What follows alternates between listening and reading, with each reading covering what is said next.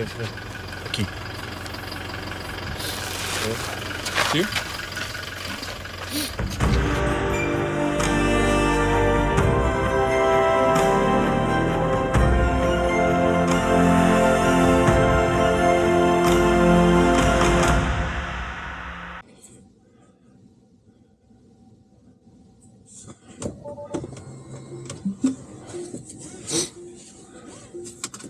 So. Ja, bin nicht sicher, ob das wirklich dicht ist. Also dicht ist mit Sicherheit nicht. Aber wir werden jetzt schauen. Wir sind jetzt bei Kilometer 1727. So. Nee. 358. Ja, also es war alles, die waren alle extrem hilfreich hier. Also wir haben alles versucht.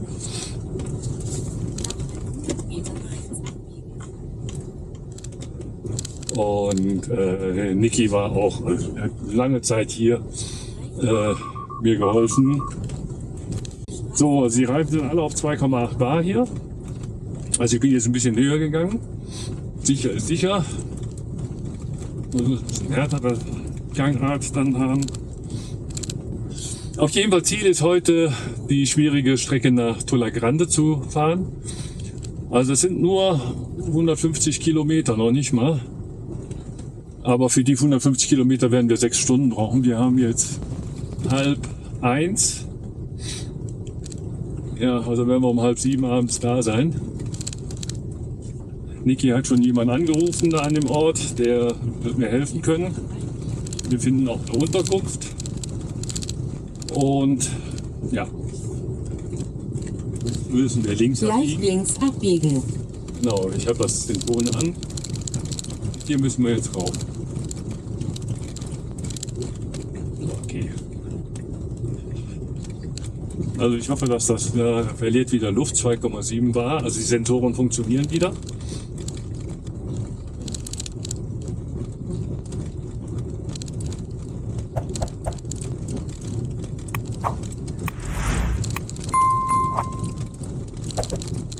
So, wir gehen jetzt erstmal richtig bergauf.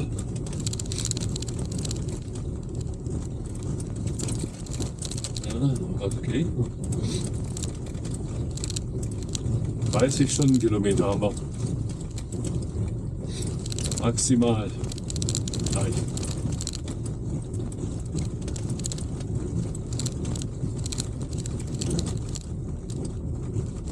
Ich habe zwar jetzt wieder nicht aufgepasst. Aber egal.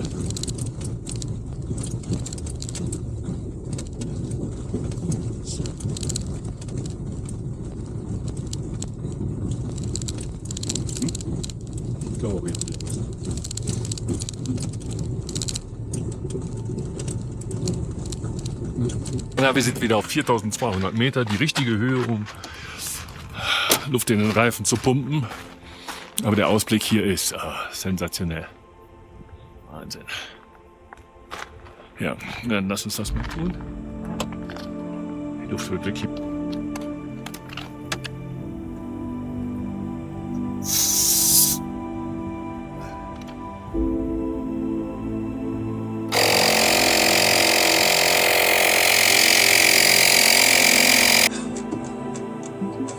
Er hat jetzt eine halbe Stunde gehalten. Und wir sind damit, glaube ich, 10 Kilometer weggekommen. Jetzt gehen wir die nächsten 10 Kilometer.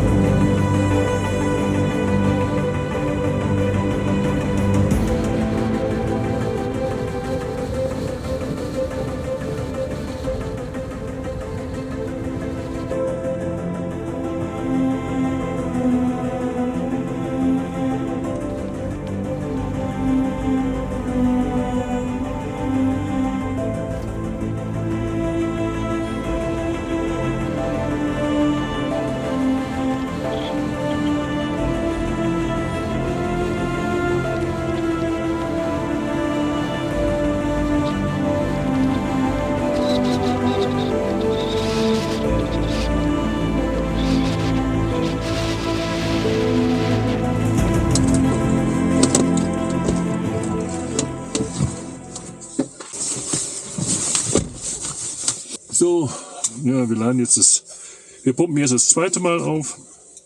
Also es hält schon etwas länger. Hält jetzt ungefähr eine halbe Stunde. Ja, es geht eigentlich ganz zügig voran. Ich bin gar nicht mehr weit von dem letzten Salt Flat entfernt. Bisher haben wir 34 Kilometer gemacht. Ich dachte eigentlich, das wären 80 Kilometer, aber so viel sind das gar nicht. Wir haben noch 35%. Also wenn wir an der Salzpfanne sind, müssen wir 25% sein, dann kommen wir hin. Ansonsten wird es ein bisschen schwierig, aber da in der Nähe ist eine Mining Company, also eine Mining-Gesellschaft. Ich denke, da könnte ich dann auch eventuell laden, das habe ich schon mal gesehen. Also ich bin sehr zuversichtlich. Auf jeden Fall geht es bergab, das ist auf jeden Fall auch schon mal gut und wir verbrauchen nicht mehr so viel Strom.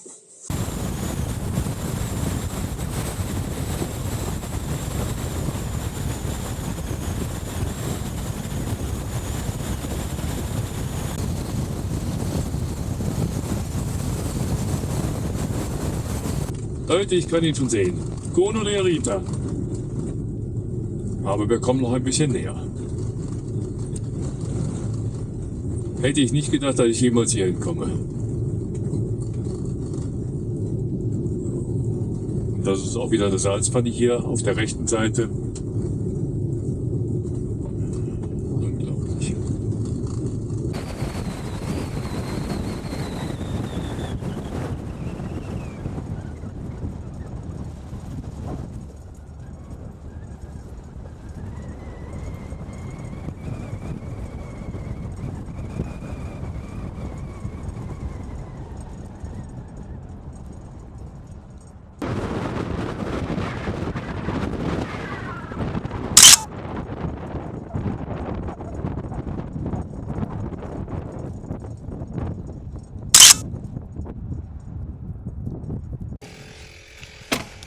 So, während ich hier aufpumpe, kann ich ja ein bisschen näher mal rangehen an diesen Ort hier.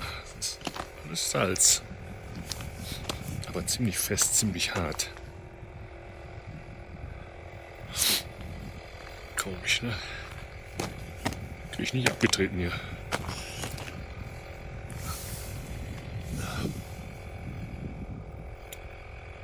Sieht ein bisschen aus wie Lava, ne?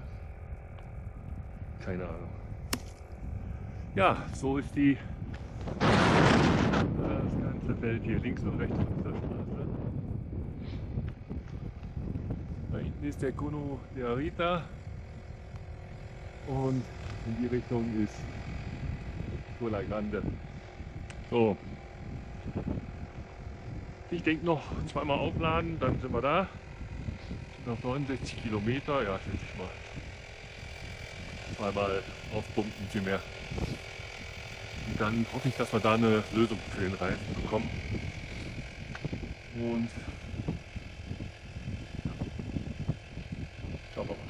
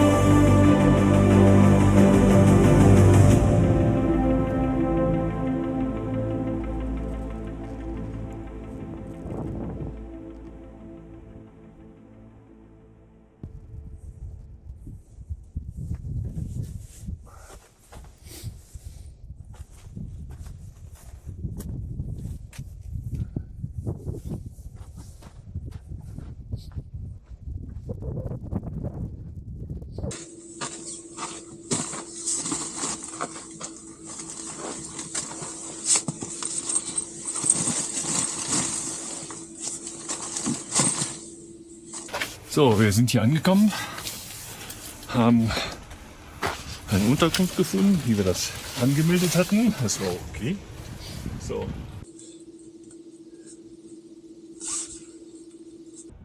So. Ja. Das ist ganz okay hier. Zimmer ist, zeige ich euch gleich. Er hat jetzt schon jemand angerufen, Lago Maria. Das sind die Reifenwerkstätten. Und ja, er holt dann gleich den Reifen ab. Ich bleibe jetzt 2 Nächte hier. Snowball lädt. Hervorragend. So, können wir übermorgen mit voller Batterie weiterfahren. So.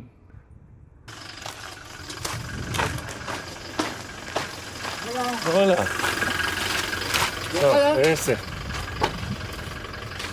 Ahí está, pues. Oh, sí. Aquí. ¿Sí?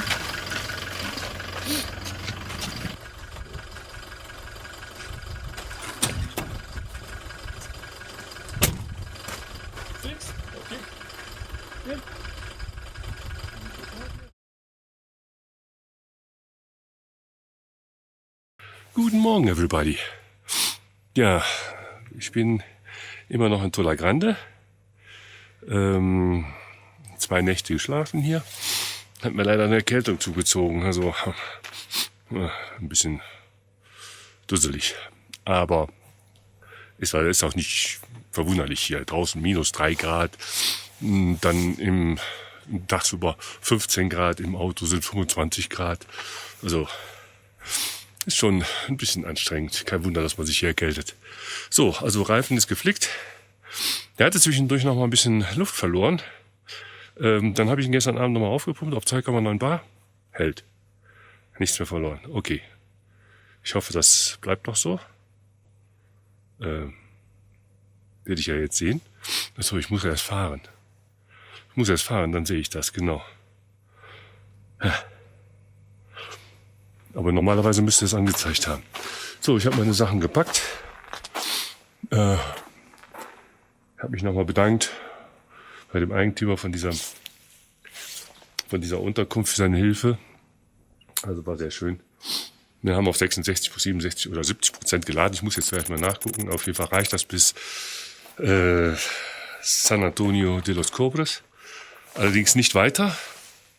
Dafür hätte der auf 100% sein müssen oder ich hätte noch eine Nacht hier länger schlafen müssen. Aber das wollte ich ja doch nicht. Ja, heute nochmal ein Step. Die Strecke wird nochmal eine richtige Herausforderung werden, habe ich gehört. Soll sehr, sehr, sehr uneben sein.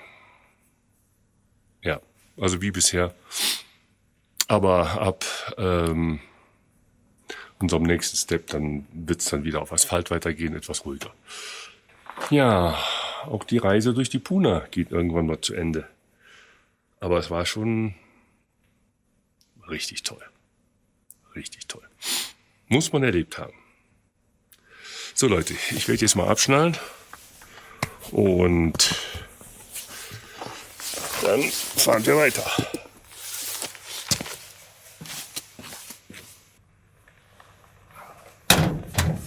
So, das war's. Los geht's. Auf geht's. Nächstes Step. 200 Kilometer sind das jetzt noch. Und ja, wir sind jetzt bei 69%. Alles bereit, alles gut. Wir fahren los. Ja, ich denke 5 Stunden wird es ungefähr dauern, bis wir da sind.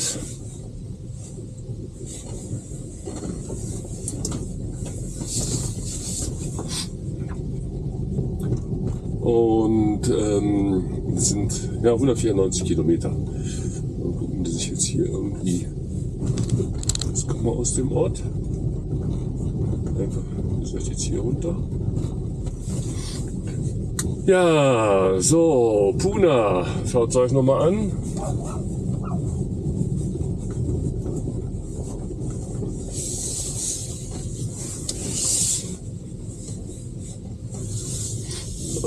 Es ist richtig, eine richtige Mining-Stadt hier. Also nur LKWs, Maschinen und ja, also Tourismus ist hier nicht. So, jetzt sind der Reifen wieder 2,8 Bar. Aber alle anderen sind auch runtergegangen, genau. Okay. Also habe immer noch ein bisschen Sorgen um meinen Reifen, ob der wirklich dicht ist. Aber wenn er zumindest ein bisschen das Alter hält, das wäre schon mal gut. Wow, ist diesig hier, ne? Guckt euch das an. Also hier muss man wirklich gewesen sein, um das zu fühlen. Also man kann das gar nicht beschreiben. Auf dem Video sieht das wahrscheinlich aus wie eine wüste Landschaft. Hier ist nichts, ein paar trockene Berge, aber es ist schon gewaltig. Gut. Mein Ding hier, das funktioniert wieder nicht. Also diese Strecke soll auch nochmal sehr anspruchsvoll werden, also richtig rau. Ich habe das mal auch auf Videos gesehen und auch jetzt in den Foren haben die das und in der WhatsApp-Gruppe haben die das nochmal gesagt. Auch Niki, der mir da mit dem Reifen geholfen hat. Übrigens, vielen Dank für deine Hilfe. Das war ohne dich hätte ich das wahrscheinlich gar nicht geschafft. Also der sagte auch, dass es die Info, dass es schlimm wäre, hier zu fahren. Okay, wir werden es sehen, wir werden es erfahren. Es sind 200 Kilometer und ungefähr 5 Stunden Fahrt. Wir haben jetzt 10 Uhr ziemlich genau. Temperaturen sind minus 4 Grad. Ist nicht die optimale Temperatur für den Wagen hier. Aber ich hoffe, dass es schnell wärmer wird.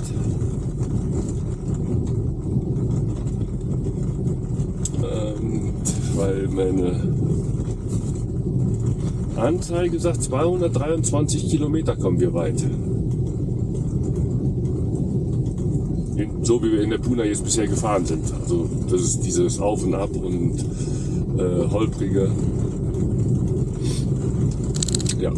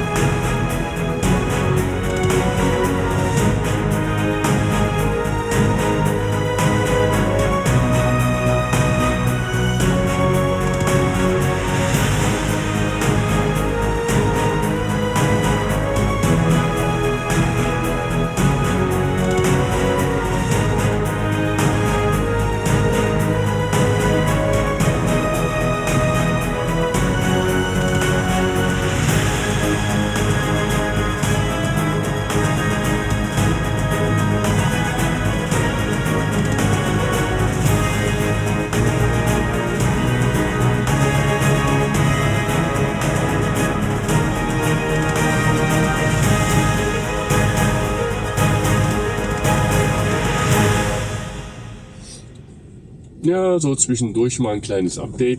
Also die Straßen, die wir jetzt gefahren sind gar nicht so schlecht. Also die hatte ich mir wirklich schlimmer vorgestellt. Seitdem wir aus dieser Marslandschaft da raus sind, es ist asphaltiert, es ist gerade, ein paar Schlaglöcher, das kennen wir ja.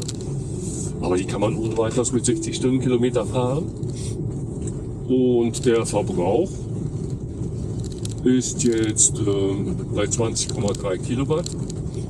Das ist wesentlich weniger, als ich gerechnet hatte. haben wir jetzt 12 Uhr und wir sind bei 47% und wir haben noch, weiß ich jetzt gar nicht, 75, ja 125 Kilometer vor uns. Genau. Aber die Landschaft hier ist sagenhaft. Wir sind jetzt wieder mitten in so einer Salzpfanne. Ich habe jetzt noch ein paar Drohnenaufnahmen gemacht. Kann man nicht beschreiben. Das ist Wahnsinn. Ich sage das immer wieder. Ich wiederhole mich immer wieder. Aber das muss man erlebt haben. Genau. Wahnsinn. Wahnsinn.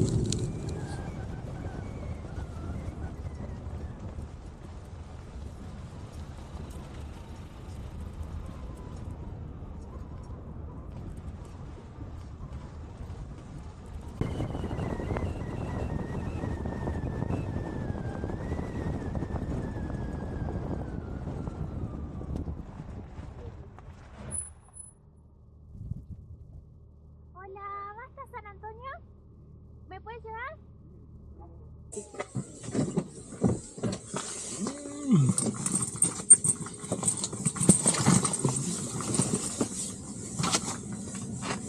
O yo voy atrás como usted quiera, ¿no? No, hablo un poco de español.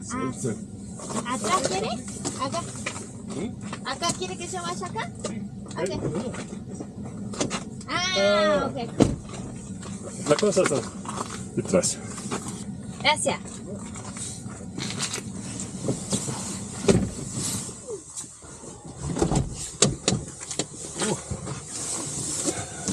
¿Es solo? Sí, Sí. ¿De dónde? ¿De aquí? en realidad soy de Salta, capital. Salta. Ah, Yo soy profesora, ¿Profesora? teacher. Sí. Teacher. Hablo solo un poco español. ¿Y qué hablas en realidad? Sí. ¿Inglés? Inglés más mejor. Ah, yo más o menos inglés. ¿Sí? Sí. Ok.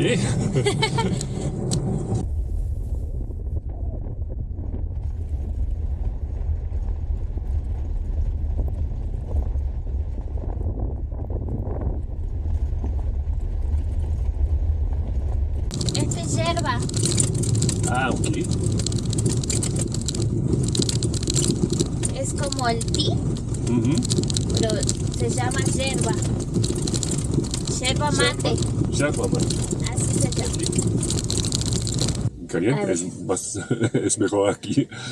Voy a tomar primero yo Sí, porque es sí. muy fuerte.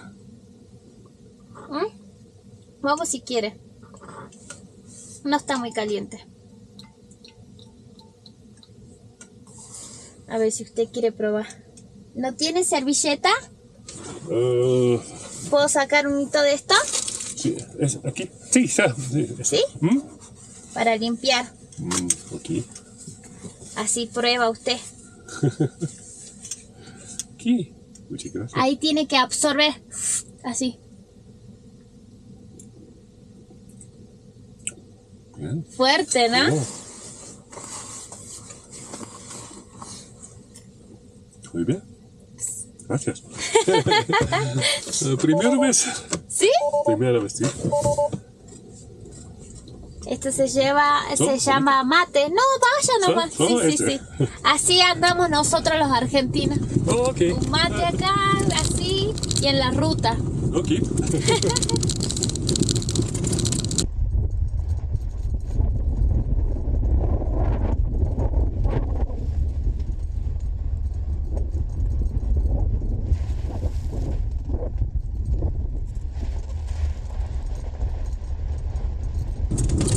Y hay distintos tipos de Oh, bueno. yerba. Aquí es muy mal. Sí. Todo el camino es así que vamos a tener que ir despacio. Una de estas aguas es termales. Agua Este. caliente. Ya, este. Estas. Wow. Sí.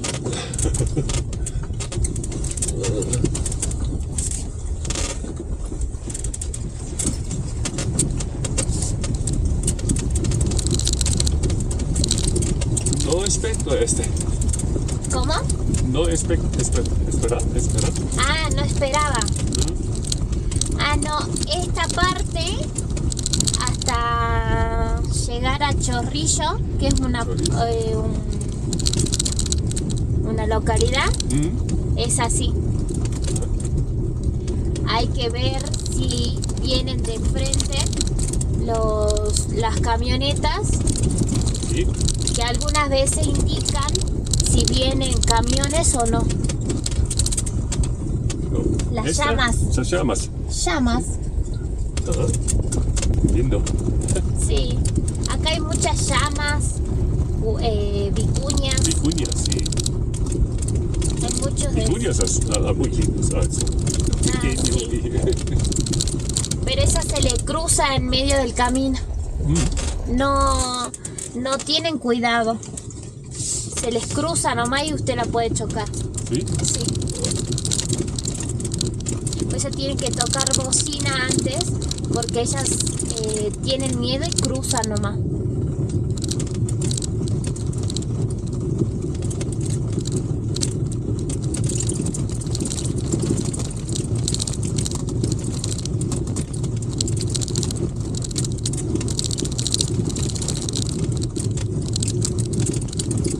Aquí altos. ¿Esto va aquí?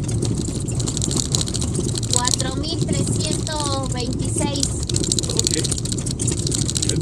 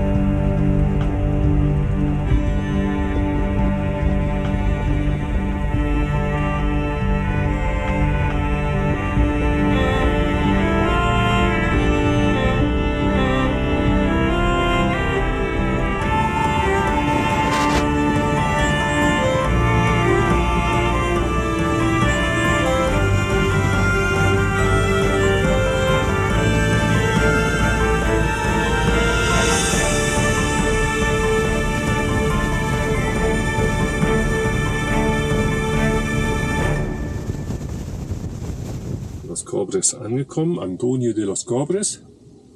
Aber das Hotel war ausgebucht. So. Dann muss ich jetzt ein anderes finden.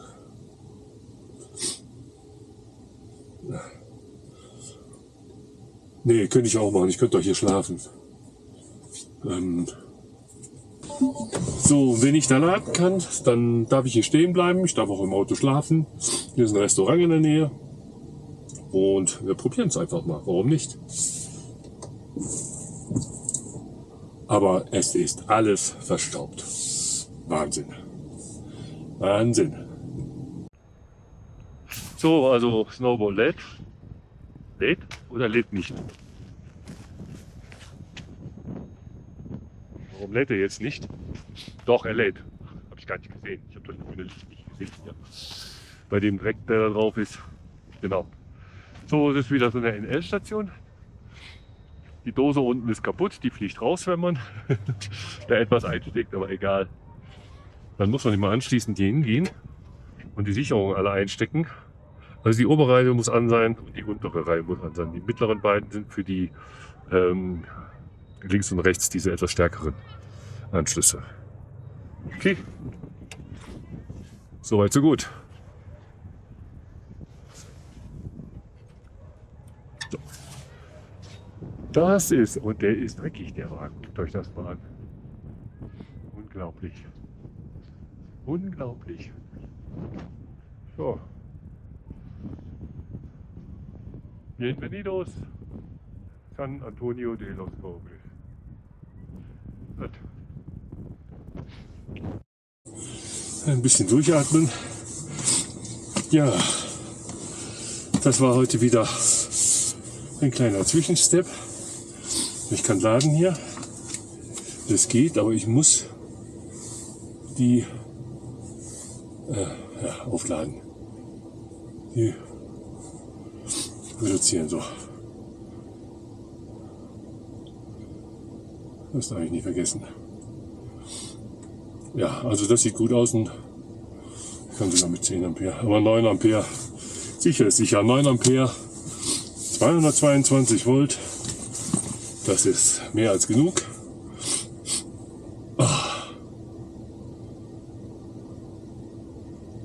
Bin ganz schön fertig, muss ich sagen. Also die Strecke war zwar relativ easy, aber zum Schluss war sie doch anspruchsvoll, anstrengend. Ja, ich hatte jetzt die Tamara dabei, eine kleine Hitchhikerin. War eine nette Unterhaltung, war was anderes unterwegs. Haben uns so in gebrochenen Spanisch dann ein bisschen unterhalten. Sie ist einen Step weiter, sie muss nach Salta hin, ich auch, aber ich muss halt hier übernachten. Und ja, Salta ist der nächste Stopp. Wir haben jetzt 12% noch im Akku.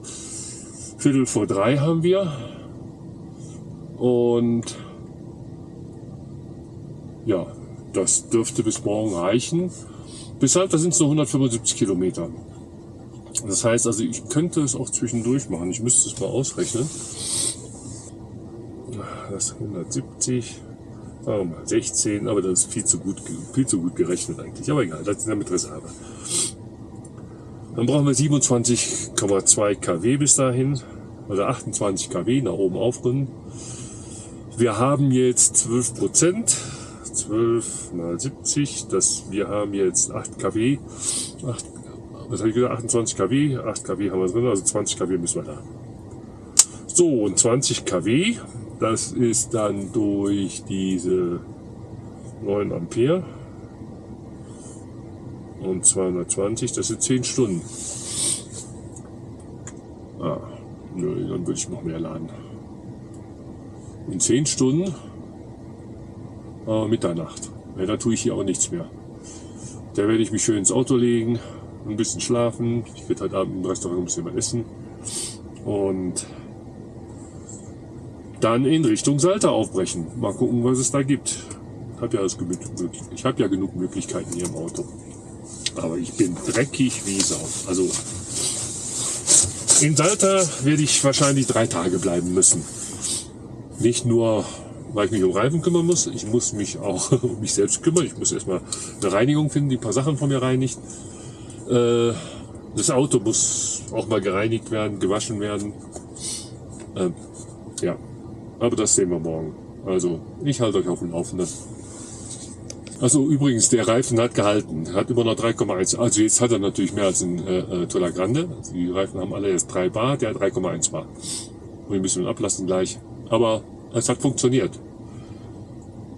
Gut. Weiter so.